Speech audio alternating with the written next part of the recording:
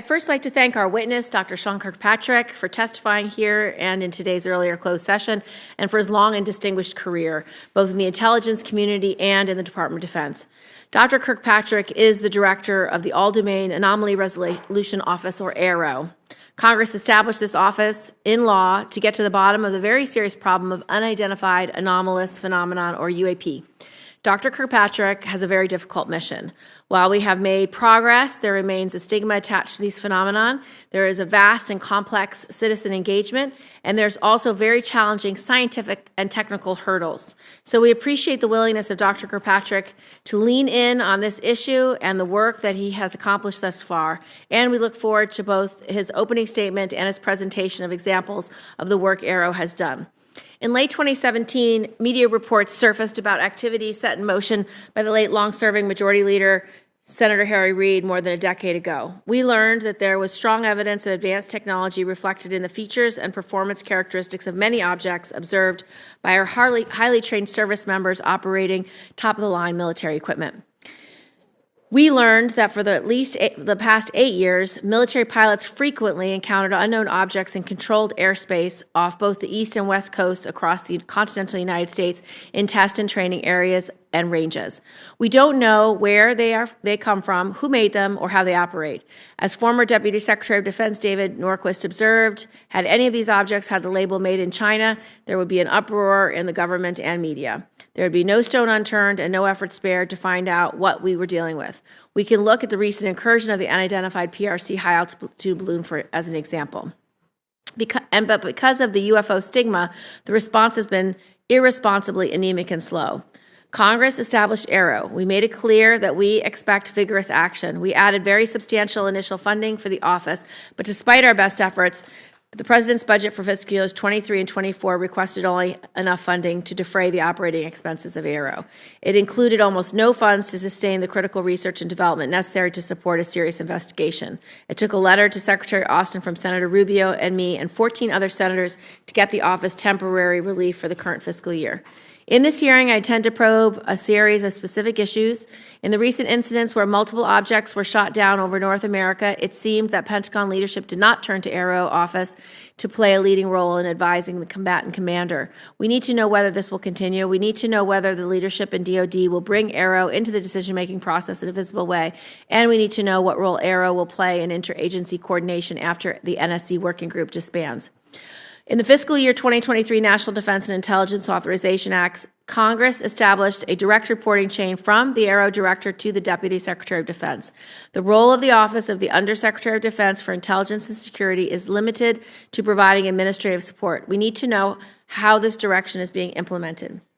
UAP are frequently observed flying in extremely high or very low speeds and come in various sizes and shapes. During the recent shootdowns over North America, DoD disclosed that filters on radar systems were adjusted to allow for detection and tracking of diverse sets of objects for the first time. While opening the aperture can overload the real-time analytic process, we cannot keep turning a blind eye to surveillance data that is critical to detecting and tracking UAP. We need to know whether Dr. Kirkpatrick can achieve the necessary control over sensor filters and the storage and access to raw surveillance data to find UAP anomalies. Finally, one of the tasks Congress set for AARO is serving as an open door for witnesses of UAP events or participants in government activities related to UAPs to come forward securely and disclose what they know without fear of retribution for any possible violations of previously signed non-disclosure agreements. Congress mandated that AARO set up a publicly discoverable and accessible process for safe disclosure. While we know that AARO has already conducted a significant number of interviews, many referred by Congress, we need to set up a public process and we need to know where that effort stands. With that, I'd like to turn to Senator Ernst for her opening statement. Thank you, Madam Chair, and thank you, Dr. Kirkpatrick, for your testimony today. I'll keep these remarks very brief so that we have maximum time for your briefing. The recent downing of the Chinese surveillance balloon and 3 other objects underscores the need for domain awareness. Adversaries like China and Russia are working to hold U.S. interests, including our homeland, at risk. That's why your testimony is so important, and I so look forward to a progress update on the establishment of your office. As members know, your office evolved from the Navy-led Unidentified Aerial Phenomena Task Force to the All-Domain Anomalous Resolution Office, known as AARO. Dr. Kirkpatrick, your extensive background in science and technology, research and development, and space makes you well-suited to discuss these emerging challenges. My priority is that we understand the full range of threats posed by our adversaries in all domains. That is what the Joint Force needs to be prepared to fight and win in defense of our nation. This committee needs to know about Chinese or Russian advanced technology programs to exploit our vulnerabilities, and it needs to know whether your office, along with the IC, has detected potential Chinese or Russian capabilities to surveil or attack us. Finally, we need to ensure efficient interagency coordination. Multiple elements of the DoD and IC own a piece of this mission.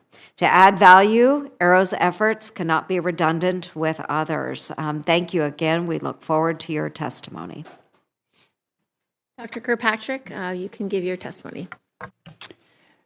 Thank you, Chairwoman Gillibrand, Ranking Member Ernst, distinguished members of the subcommittee. It's a privilege to be here today to testify on the defense's efforts to address unidentified anomalous phenomena. First, I want to thank Congress for its extensive and continued partnership as the Department works to better understand and respond to UAP in an effort to minimize technical and intelligence surprise. Unidentified objects in any domain pose potential risks to safety and security, particularly from military personnel and capabilities. Congress and DoD agree that UAP cannot remain unexamined or unaddressed. We are grateful for sustained congressional engagement on this issue, which paved the way for the DoD's establishment of the All-Domain Anomaly Resolution Office in July of last year. Though AARO is still a young office, the spotlight on UAP in recent months underscores the importance of its work and the need for UAP to be taken seriously as a matter of national security. All leadership that I've had the pleasure of working with, whether DoD, IC, DOE, civil, scientific, or industrial, view Congress as a critical partner in this endeavor. AARO has accomplished much in the last 9 months since it was established. The AARO team of more than 36 experts is organized around 4 functional areas: operations, scientific research, integrated analysis, and strategic communications. In the 9 months since AARO's establishment, we've taken important steps to involve and improve UAP data collection, standardize the department's UAP internal reporting requirements, and implement a framework for rigorous scientific and intelligence analysis, allowing us to resolve cases in a systematic and prioritized manner. Meanwhile, consistent with legislative direction, AARO is also carefully reviewing and researching the U.S. government's UAP-related historical record. AARO is leading a focused effort to better characterize, understand, and attribute UAP, with priority given to UAP reports by DoD and IC personnel in or near areas of national security importance. DoD fully appreciates the eagerness from many quarters, especially here in Congress and in the American public, to quickly resolve every UAP encountered across the globe from the distant past through today. It's important to note, however, AARO is the culmination of decades of DoD, intelligence community, and congressionally directed efforts to successfully resolve UAP encountered first and foremost by U.S. military personnel, specifically Navy and Air Force pilots. The law establishing AARO is ambitious, and it will take time to realize the full mission. We cannot answer decades of questions about UAP all at once, but we must begin somewhere. While I assure you that AARO will follow scientific evidence wherever it leads, I ask for your patience as DoD first prioritizes the safety and security of our military personnel and installations in all domains. After all, a UAP encountered first by highly capable DoD and IC platforms, featuring the nation's most advanced sensors, are those UAP most likely to be resolved by my office, assuming the data can be collected. If AARO succeeds in first improving the ability of military personnel to quickly and confidently resolve UAP they encounter, I believe that in time we will have greatly advanced the capability of the entire United States government, including its civilian agencies, to resolve UAP. However, it would be naive to believe that the resolution of all UAP can be solely accomplished by the DoD and IC alone. We will need to prioritize collection and leverage authorities for monitoring all domains within the continental United States. AARO's ultimate success will require partnerships with the interagency, industry partners, academia, and the scientific community, as well as the public. AARO is partnering with the services, intelligence community, DOE, as well as civil partners and across the U.S. government to tap into the resources of the interagency. The UAP challenge is more an operational and scientific issue than it is an intelligence issue. As such, we are working with industry, academia, and the scientific community, which bring their own resources, ideas, and expertise to this challenging problem set. Robust collaboration and peer review across a broad range of partners will promote greater objectivity and transparency in the study of UAP. I want to underscore today that only a very small percentage of UAP reports display signatures that could reasonably be described as anomalous. The majority of unidentified objects reported to AARO demonstrate mundane characteristics of balloons, unmanned aerial systems, clutter, natural phenomena, or other readily explainable sources. While a large number of cases in our holdings remain technically unresolved, this is primarily due to a lack of data associated with those cases. Without sufficient data, we are unable to reach defendable conclusions that meet the high scientific standards we set for resolution, and I will not close a case that I cannot defend the conclusions of. I recognize that this answer is unsatisfying to those who in good faith assume that what they see with their eyes, with their cameras, and with their radars is incontrovertible evidence of extraordinary characteristics and performance. Yet time and again, with sufficient scientific quality data, it is fact that UAP often, but not always, resolve into readily explainable sources. Humans are subject to deception and illusions, sensors to unexpected responses and malfunctions, and in some cases, intentional interference. Getting to the handful of cases that pass this level of scrutiny is the mission of AARO. That is not to say that UAP, once resolved, are no longer of national security interest, however. On the contrary, learning that a UAP isn't of exotic origin, but is instead just a quadcopter or balloon, leads to the question of who is operating that quadcopter and to what purpose. The answers to those questions will inform potential national security or law enforcement responses. AARO is a member of the department's support to the administration's Tiger Team effort to deal with stratospheric objects such as the PRC high-altitude balloon. When previously unknown objects are successfully identified, it is AARO's role to quickly and efficiently hand off such readily explainable objects to the intelligence, law enforcement, or operational safety communities for further analysis and appropriate action. In other words, AARO's mission is to turn UAP into SEP, somebody else's problem. The U.S. government, the DoD and the IC in particular, has tremendous capabilities to deal with those encountered objects. In the wake of the PRC HAB event, the interagency is working to better integrate and share information to address identifiable stratospheric objects, but that is not AARO's lane. Meanwhile, for the few cases in all domains, space, air, and sea, that do demonstrate potentially anomalous characteristics, AARO exists to help the DoD, IC, and interagency resolve those anomalous cases. In doing so, AARO is approaching these cases with the highest level of objectivity and analytic rigor. This includes physically testing and employing modeling and simulation to validate our analyses and underlying theories, then peer reviewing those results within the U.S. government, industry partners, and appropriately cleared academic institutions before reaching any conclusions. I should also state clearly for the record that in our research, AARO has found no credible evidence thus far of extraterrestrial activity, off-world technology, or objects that defy the known laws of physics. In the event sufficient scientific data were ever obtained that a UAP encountered can only be explained by extraterrestrial origin, we are committed to working with our interagency partners at NASA to appropriately inform U.S. government's leadership of its findings. For those few cases that have leaked to the public previously and subsequently commented on by the U.S. government, I encourage those who hold alternative theories or views to submit your research to credible peer-reviewed scientific journals. AARO is working very hard to do the same. That is how science works, not by blog or social media. We know that there is tremendous public interest in UAP and a desire for answers from AARO. By its very nature, the UAP challenge has for decades lent itself to mystery, sensationalism, and even conspiracy. For that reason, AARO remains committed to transparency, accountability, and to sharing as much with the American public as we can, consistent with our obligation to protect not only intelligence sources and methods, but U.S. and allied capabilities. However, AARO's work will take time if we are committed to do it right. It means adhering to the scientific method and the highest standards of research integrity. It means being methodical and scrupulous. It means withholding judgment in favor of evidence. It means following the data where it leads, wherever it leads. It means establishing scientific peer-reviewed theoretical underpinnings of observed data, and AARO is committed to all of those standards.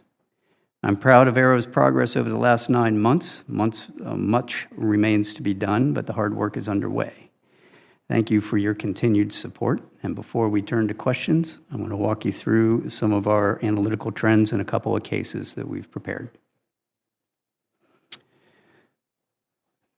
So one of the things that AARO does is high integrity analysis, as I've said. This chart represents the trend analysis of all the cases in AARO's holdings, right, to date. What you'll see on the left is a histogram of all of our reported sightings as a function of altitude. So most of our sightings occur in the 15 to 25,000 foot range, and that is ultimately because that's where a lot of our aircraft are. On the far right upper corner, you'll see a breakout of the morphologies of all of the UAP that are reported. Over half, about 52% of what's been reported to us are round orb spheres. The rest of those break out into all kinds of different other shapes. The gray box is essentially there's no data on what its shape is. Either it wasn't reported or the sensor did not collect it. The bottom map is a heat map of all reporting areas across the globe that we have available to us. What you'll notice is that there is a heavy, what we call collection bias, both in altitude and in geographic location. That's where all of our sensors exist. That's where our training ranges are, that's where our operational ranges are, that's where all of our platforms are. In the middle, what we have done is reduce the most typically reported UAP characteristics to these fields, mostly round, mostly 1 to 4 meters, white, silver, translucent, metallic, 10,000 to 30,000 feet, with apparent velocities from stationary to Mach 2. No thermal exhausts usually detected. We get intermittent radar returns, we get intermittent radio returns, and we get intermittent thermal signatures. That's what we're looking for and trying to understand what that is. Next slide. So I'm going to walk you through 2 cases that we've declassified recently. This first one is an MQ-9 in the Middle East, observing that blow up, which is an apparent spherical object via EO sensors. Those are not IR. If you want to go ahead and click that and play it, you'll see it come through the top of the screen. There it goes, and then the camera will slew to follow it. You'll see it pop in and out of the field of view there. This is essentially all of the data we have associated with this event from some years ago. It is going to be virtually impossible to fully identify that just based off of that video. Now, what we can do and what we are doing is keeping that as part of that group of 52% to see what are the similarities, what are the trends across all of these, do we see these in a particular distribution, do they all behave the same or not? As we get more data, we will be able to go back and look at these in a fuller context. How are we going to get more data? We are working with the Joint Staff to issue guidance to all the services and commands that will then establish what are the reporting requirements, the timeliness, and all of the data that is required to be delivered to us and retained from all of the associated sensors. That historically hasn't been the case, and it's been happenstance that data has been collected. Next slide. This particular event, South Asia MQ-9, looking at another MQ-9, and what's highlighted there in that red circle is an object that flies through the screen. Unlike the previous one, this one actually shows some really interesting things that everyone thought was truly anomalous to start with. First of all, it's a high-speed object that's flying in the field of regard of two MQ-9s. Second, it appears to have this trail behind it, all right, which at first blush you would think that looks like a propulsion trail. In reality, if you want to play the first slide, we'll show you what that looks like in real time, our first video. So we're looking at that. There it goes. Why don't you play it again and then pause it halfway through? Right there. All right, if you might be able to see that trail there behind it. That's actually not a real trail. That is a sensor artifact. Each one of those little blobs is actually a representation of the object as it's moving through. And later in the video, as the camera slews, that trail actually follows the direction of the camera, not the direction of the object. We pulled these apart frame by frame. We were able to demonstrate that that is essentially a readout overlap of the image. It's a shadow image, right? It's not real. Further, if you later follow this all the way to end, it starts to resolve itself into that blob that's in that picture in the top left, right? And if you squint, it looks like an aircraft because it actually turns out to be an aircraft. Go ahead and put that on. So you'll see the tail sort of pop out there. And so what you're looking at is, this is in the infrared, this is the heat signature off of the engines of a commuter aircraft that happened to be flying in the vicinity of where those two MQ-9s were at. Why am I showing you this? So the first one that I showed you, we don't have resolved yet, right? That is an unresolved case we are still studying. This one we can resolve. But this is the kind of data that we have to work with and the type of analysis that we have to do, which can be quite extensive when you have to pull these apart frame by frame. Further, we're now matching all of this with the models of all of those imaging sensors so that I can say, I can recreate this. I can actually show how the sensor is going to respond. All of these sensors don't necessarily respond the way you think they do, especially out in the world and in the field. And I believe that's all I have, and I will open it up for your questions. Thank you so much, Dr. Kirkpatrick. Can you just give us some raw numbers of how many UAPs you've analyzed, how many have been resolved, and sort of in what buckets, and then how many are still left to be resolved? Just an update from your January public report where it was 366 or something, and about 150 were balloons, and about 24 were drones. You know, just give us an update if you have one. Sure. So as of this week, we are tracking over a total of 650 cases. Now, the report in January basically said about half of the ones at that time, about 150, were likely balloon-like or something like that. Mm-hmm. That doesn't mean they're resolved. Oh, I see. Okay, so what? Let me walk everyone through what our analytic process looks like. We have essentially a 5-step process, right? So we get our cases in with all the data. We create a case for that event. My team does a preliminary scrub of all of those cases as they come in, just to sort out, do we have any information that says this is in one of those likely categories? It's likely a balloon, it's likely a bird, it's likely some other object. Or we don't know. Then we prioritize those based off of where they are. Are they attached to a national security area? Does it show some anomalous phenomenology that is of interest? If it's just a spherical thing that's floating around with the wind and it has no payload on it, that's going to be less important than something that has a payload on it, which will be less important than something that's maneuvering, right? So there's sort of a hierarchy of just binning the priorities because we can't do all of them at once.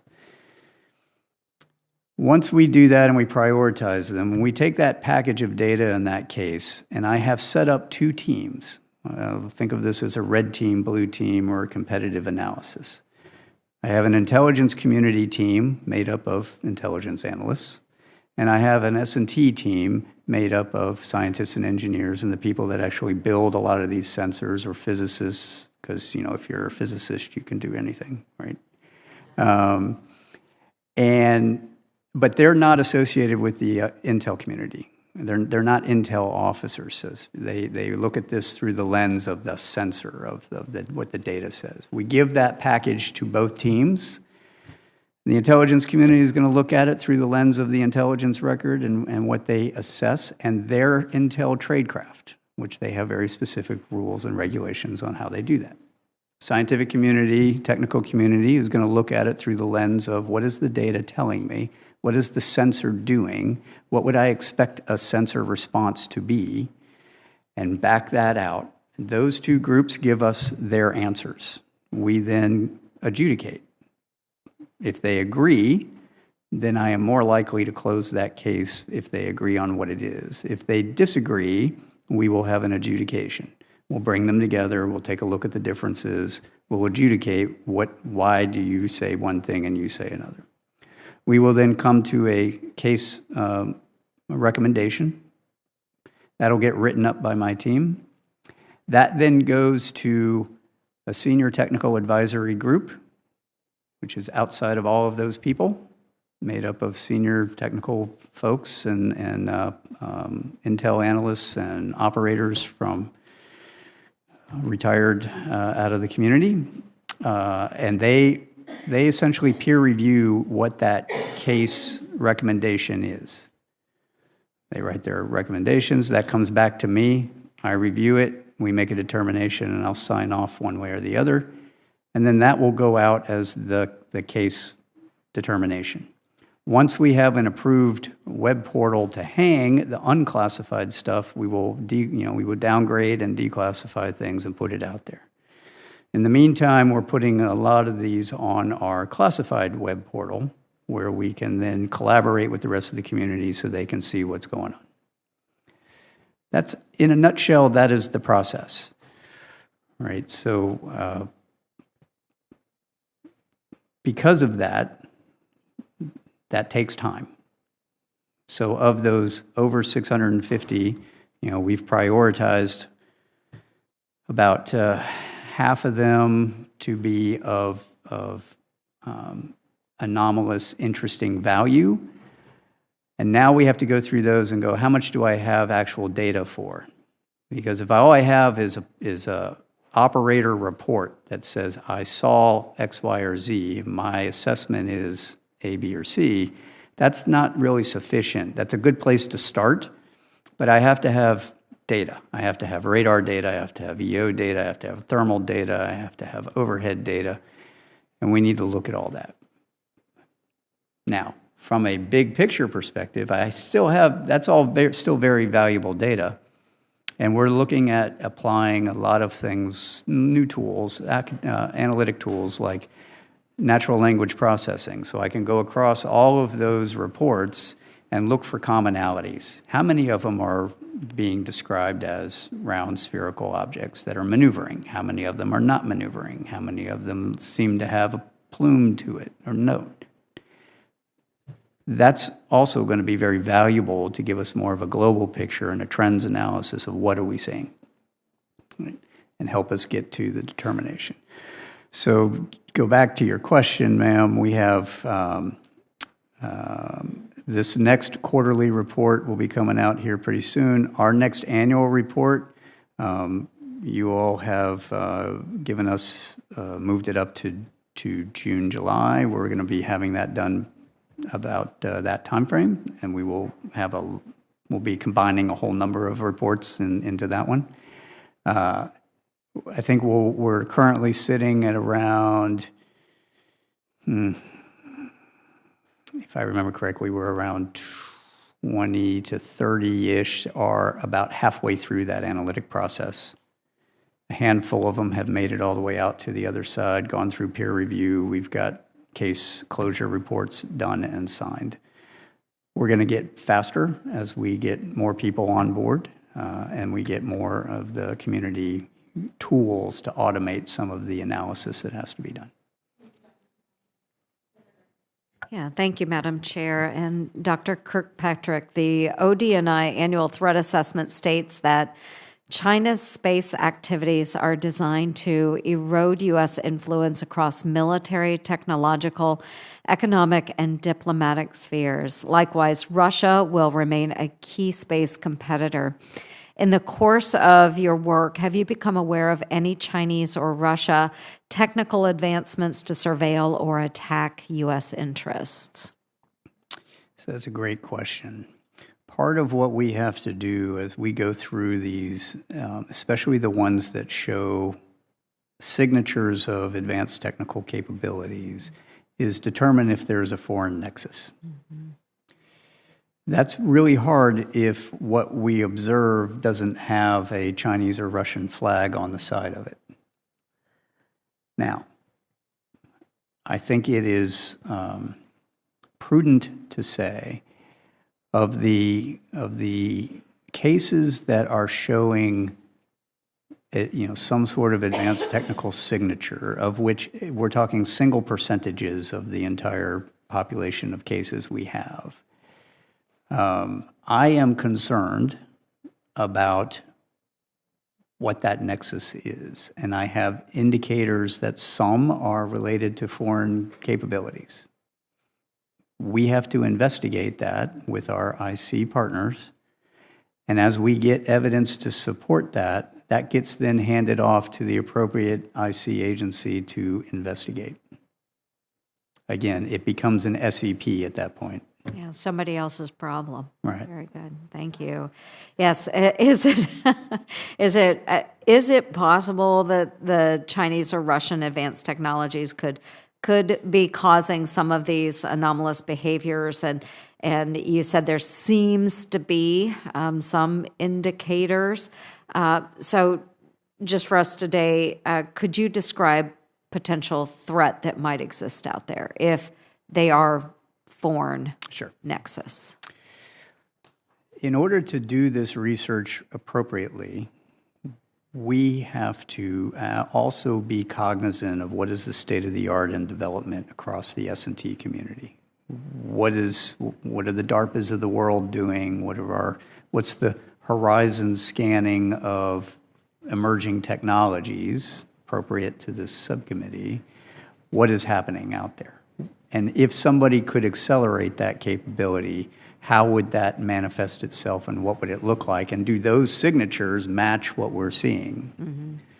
Mm-hmm. There are emerging capabilities out there that in many instances, Russia and China, well, China in particular, are on par or ahead of us in some areas. Right. So previously, I used to be the Defense Department's intelligence officer for science and technical intelligence. That was our job, was to look for what does all that look like. And then, my last several years, of course, in Space Command doing space. The adversary is not waiting. They are advancing, and they're advancing quickly. If I were to put on some of my old hats, I would tell you they are less risk averse at technical advancement than we are. Right? They are just willing to try things and see if it works. Are there capabilities that could be employed against us in both an ISR and a weapons fashion? Absolutely. Do I have evidence that they're doing it in these cases? No, but I have concerning indicators. Thank you. I appreciate that. And that is why it's so important that you are working with the intelligence community as well, because you have the science, the data background, but you also need to know from various sources what adversaries may be working on. Is that correct? Okay. Thank you. Thank you very much. Thank you, Madam Chair. Senator Rhodes. Well, thank you, Chair Gillibrand, Ranking Member Ernst. This is a really important hearing. I'd like to thank you, Dr. Kirkpatrick, for your service to the country, and as a former systems analyst myself, I really appreciate your flow chart, the description of the process, and particularly the trends analysis going forward, how that's going to help us. And you talked about language, the large LLMs, the large language models, artificial intelligence. That's really going to help us in the hunt forward. Predictive analysis, I think, to some of your point, what we're worried about. But I want to focus on Nevada because I want to talk about the impact of UAPs on aviation safety.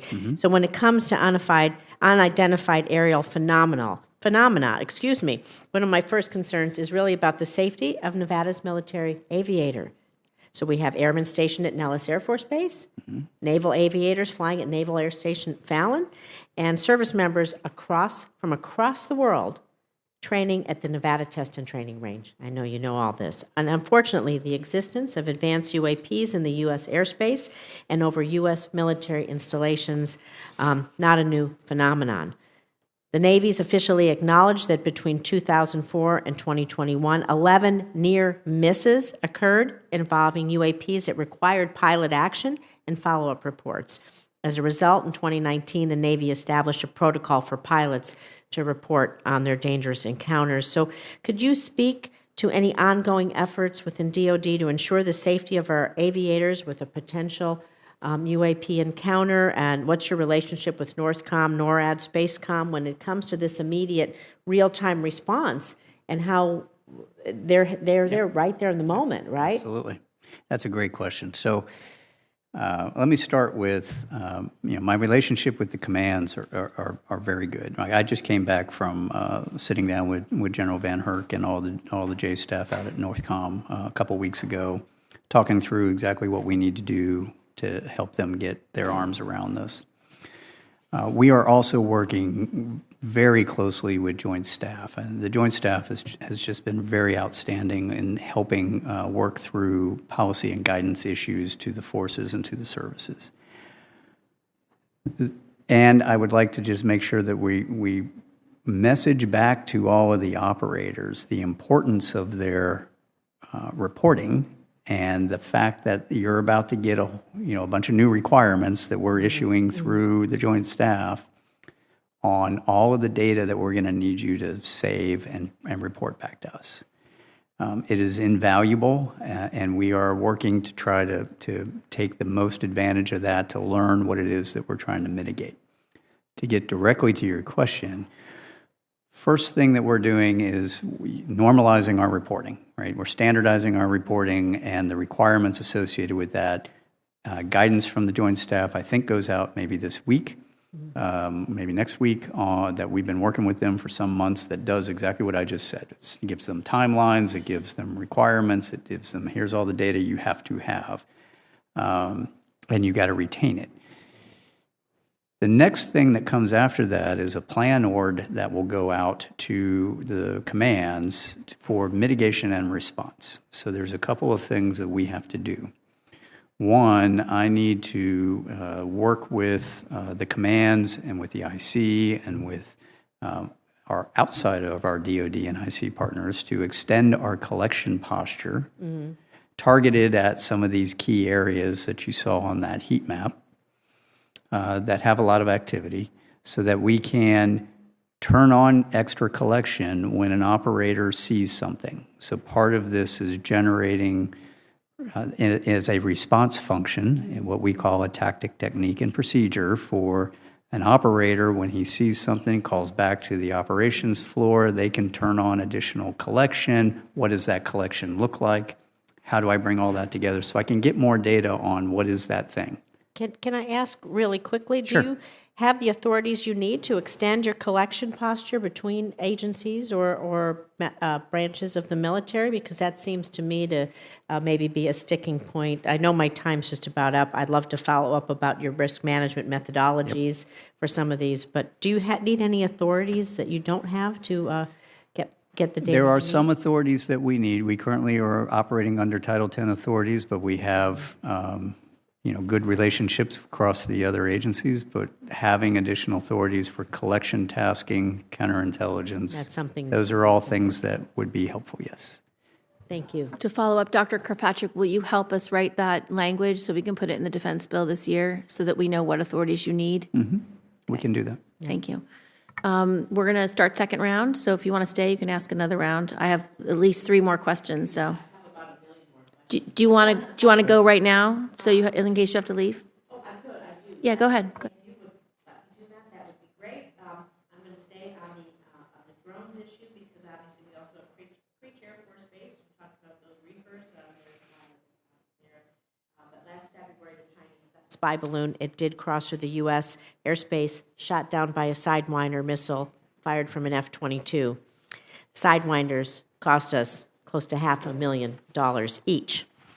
So, given the cost of these missiles, the cost per flight, all of these other things, like I said, follow up on the authorities, your methodologies, the data collection, they can help us in other ways. But how do you think we can develop a sustainable, affordable response to UAPs where we need to, that will definitely violate our airspace, not may, definitely violate our airspace every chance that they can get because they're our adversaries. They want this information. So what do you think some cost-effective measures might be that we can get what we need out of that or take them down, whatever's appropriate, whatever the appropriate measure is, let's put it that So way. that is actually wrapped into the plan org that we're working with Joint Staff to send out. What do the commands need from both a capabilities perspective for kinetic and non-kinetic engagements? What are the response functions of the particular wings or Navy, what have you? And then what authorities do they need? Right. So one of the challenges that we've seen is there's an authorities issues with the owners, operators of those ranges that they need to work through, and we're working that with Joint Staff and OSD. So big picture, we need to do all that. If you want to get down to the specifics there are non-kinetic options to engage pretty much everything, right? Whether it's electronic warfare, whether it's laser technology. That's where this data, That's having right. the good data collection, predictive Correct. analytics, you can Inform. make some assumptions on possibilities. That's right. And we will inform recommendations back to the department on here's what could work, here's what we've seen work, here's what doesn't work. Right.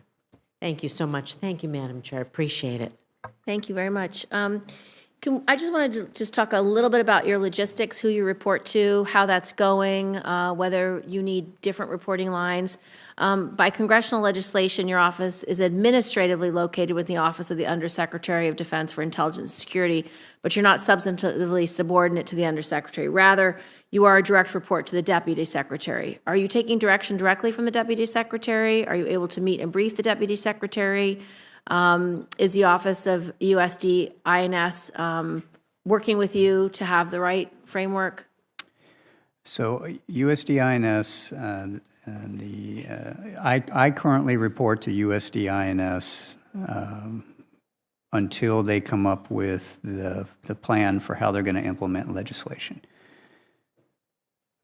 DOD and DNI are working through that now. I'd have to refer you back to USD-INS on what their plan is.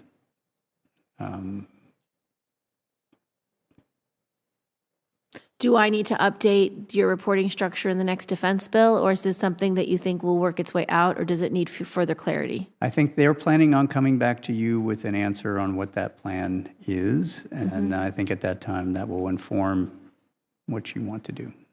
Okay, thank you.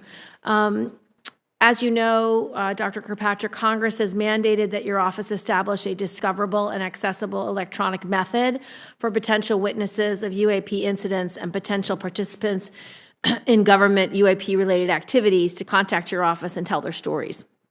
Congress also set up a process whereby people subject to non-disclosure agreements, preventing them from disclosing what they may have witnessed or participated in, could tell you what they know without risk of retribution from or violation of their NDAs.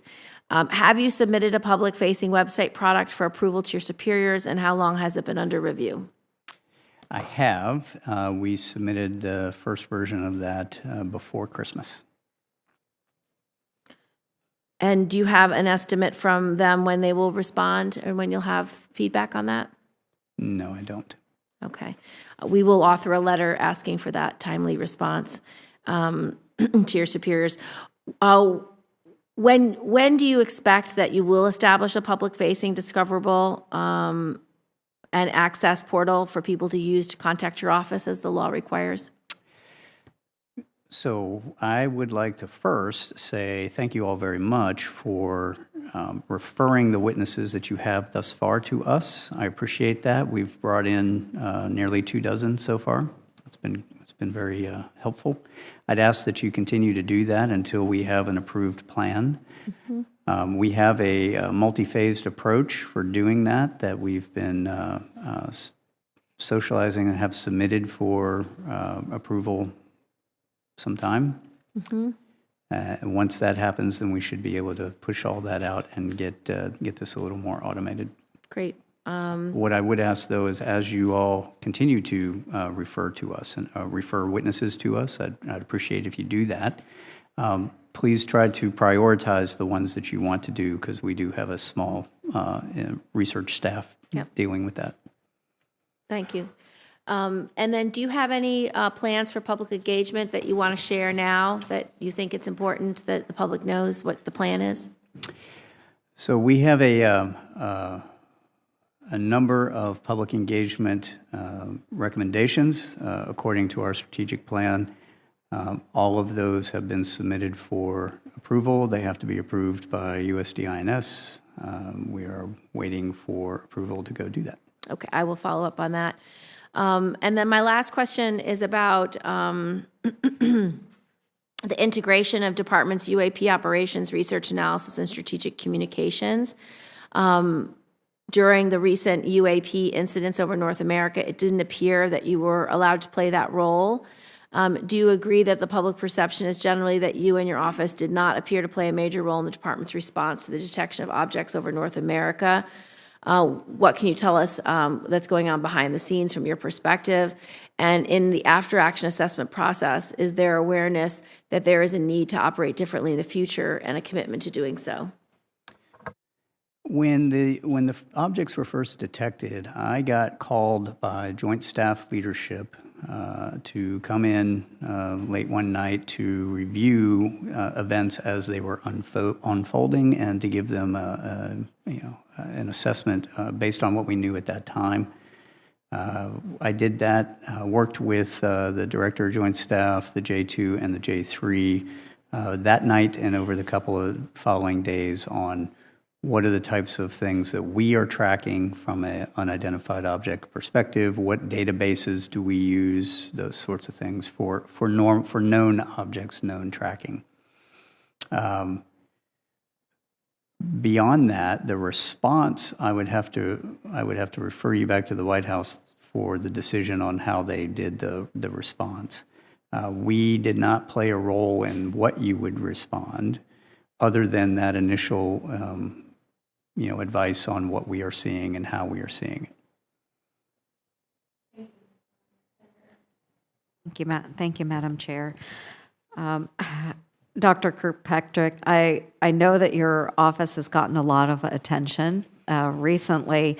And of course, any new agency, there tends to be a push to increase size and funding. We want to make sure that you're able to meet your goals. But what I also need to ensure is that we're not duplicating or replicating existing functions and creating redundancy within DoD and the interagency. So what steps are you taking right now to make sure that your particular office and function is unique to any of the other agencies that might be involved in these types of cases? Yeah, that's a great question. So I would like to lay down, here's what am I, sort of my mission and my goal and my vision here. So the vision is at some point in the future, you should not need an AARO. If I'm successful in what I'm doing, we should be able to normalize everything that we're doing into existing processes, functions, agencies, and organizations, and make that part of their mission and their role. Right now, the niche that we form is really going after the unknowns. I think you articulated it early on, this is a hunt mission for what might somebody be doing in our backyard that we don't know about. All right, well, that is what we are doing, right? But at some point, we should be able to normalize that. That's why it's so important, the work we're doing with Joint Staff, to normalize that into DoD policy and guidance. We are bringing in all of our interagency partners. So NASA is providing a liaison for us. I have FBI liaison, I have OSI liaison, I have service liaisons. Half of my staff come from the IC. Half of my staff come from other scientific and technical backgrounds. I have DOE. And so what we're trying to do is ensure, again, as I make UAP into SEP, they get handed off to the people that is their mission to go do, so that we aren't duplicating that. I'm not going to go chase the Chinese high-altitude balloon, for example. That's not my job. It's not an unknown, and it's not anomalous anymore. Now it goes over to them. Right. Very good. Thank you, Madam Chair. I want to just follow up on the filters for surveillance. Outside observers have speculated that DoD sets filters on certain sensors to eliminate objects that are moving really fast or slow, because what we are looking for militarily are conventional aircraft and missiles. UAP that doesn't fit into these programs would thereby be weeded out and never noticed. This speculation was proven to be true during the UAP incidents over North America, where DoD publicly acknowledged that we were able to start seeing these UAPs only when we opened up these filters. Obviously, our military operators cannot be overloaded with objects that are not conventional aircraft or missiles. Can you nonetheless make sure that the raw data is being captured and subsequently processed, so that your office knows what's really out there? And is that going to cost money? Will you expect to pay for that money out of AARO's budget? One of the key tenets that we're trying to do in our science plan is understand what those signatures are. So we get all the raw, for example, radar data prior to the scrubbing and filtering to allow it to enter into our weapons systems and our detection systems. We are now taking all that data and cross-correlating it to what pilots are saying they're seeing or other observations from other operators. What that allows us to do is then see if there are any signatures in that data that I can pull out, generate what we'll call automatic target recognition algorithms that allow us to then use that signature associated with a observed UAP, whatever that UAP may be. We will then make those recommendations of what those changes should be back to the department. So the Deputy Secretary had asked me last October to make those recommendations. What changes do we need to make to radars, to platforms, to detection systems and algorithms, to pull on those algorithms and make those changes? That's going to take some time. That's where the research and development comes in, right? It's not instantaneous. Right now, a lot of the, I won't say, a lot of the the things that fall outside of the ranges of those filters have been identified by people in the loop. And you can't have people in the loop all the time. It's just not cost effective. So part of our budget is working through what does that look like, and then making those recommendations back to the big program offices for them to put into changes in acquisition. My last question is about the academic community. Can you give us an update on sort of how you collaborate with the academic community and whether how the independent study being done by NASA complements AARO's work? Sure. Two questions, so I'm going to try to make it quick. In 1979, Carl Sagan said, "Extraordinary claims require extraordinary evidence." I would go one step further, and I would say extraordinary claims require not only extraordinary evidence, but extraordinary science. And so how do you do that? You do that with the scientific method, right? And so as AARO is developing and implementing its science plan, it has to do so grounded in a solid foundation of scientific theory across the entire range of hypotheses that have been presented for what UAP are.